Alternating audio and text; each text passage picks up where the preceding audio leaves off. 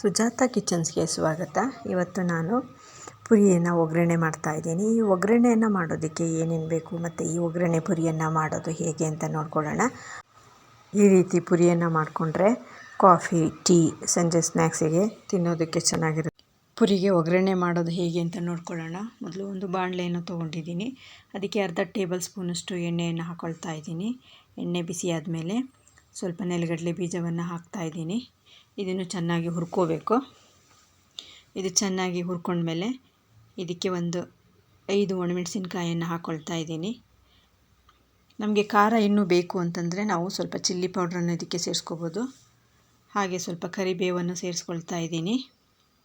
ಇದನ್ನು ಸಹ ಚೆನ್ನಾಗಿ ನಾವು ಹುರ್ಕೋಬೇಕು.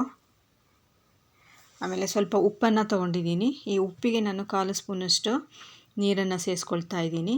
ಈ ರೀತಿ ಮಾಡೋದ್ರಿಂದ ಉಪ್ಪು ಪುರಿಗೆ ಚೆನ್ನಾಗಿ ಹಿಡ್ಕೊಳ್ಳುತ್ತೆ, ಇಲ್ಲಾಂದರೆ ಪುಡಿ ಪುಡಿಯಾಗಿ ಹಾಗೆ ಉಳ್ಕೊಳ್ಳುತ್ತೆ. ಇದನ್ನು ಚೆನ್ನಾಗಿ 1-2 ನಿಮಿಷ ಕೈ ಆಡಿಸೋಣ. ಮಧ್ಯ ಮಧ್ಯದಲ್ಲಿ ಬಾಯಿಗೆ ಸಿಗೋದಕ್ಕೆ ಸ್ವಲ್ಪ ಹುರಿಗಡಲೆಯನ್ನು ಹಾಕ್ಕೊಳ್ಳೋಣ.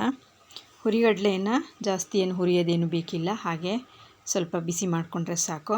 ಇದಕ್ಕೆ ಸ್ವಲ್ಪ 1/4 ಸ್ಪೂನಷ್ಟು ಅರಿಶಿನ ಪುಡಿಯನ್ನು ಸೇರಿಸ್ಕೊತಾ ಇದ್ದೀನಿ. ಇದನ್ನು ಚೆನ್ನಾಗಿ ಮಿಕ್ಸ್ ಮಾಡ್ಕೋಬೇಕು.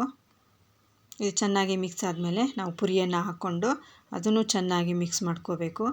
ಈ ಪುರಿಯನ್ನು ನಾವು ಒಂದು 10 ನಿಮಿಷ ಸಣ್ಣ ಉರಿನಲ್ಲಿ ಬಿಸಿ ಮಾಡ್ಕೋಬೇಕು. ನಿಧಾನಕ್ಕೆ ಬಿಸಿ ಮಾಡಿಕೊಂಡ್ರೆ ಪುರಿ ಗರಿ ಗರಿಯಾಗಿ ಬರುತ್ತೆ. ಹಾಗೆ ಕೈ ಆಡಿಸ್ತಾನೆ ಇರಬೇಕು. ಇಷ್ಟು ಬಿಸಿ ಆದರೆ ಸಾಕು. ಹೀಗೆ ಪುಡಿ ಮಾಡಿದರೆ ಪುಡಿ ಆಗಬೇಕು. ಈಗ ಪುರಿ ರೆಡಿಯಾಗಿದೆ. ಇದನ್ನು ಸಂಜೆ ಟೀ, ಕಾಫಿ ಜೊತೆಗೆ ತಿಂತಾಯಿದ್ರೆ ತುಂಬ ಚೆನ್ನಾಗಿರುತ್ತೆ.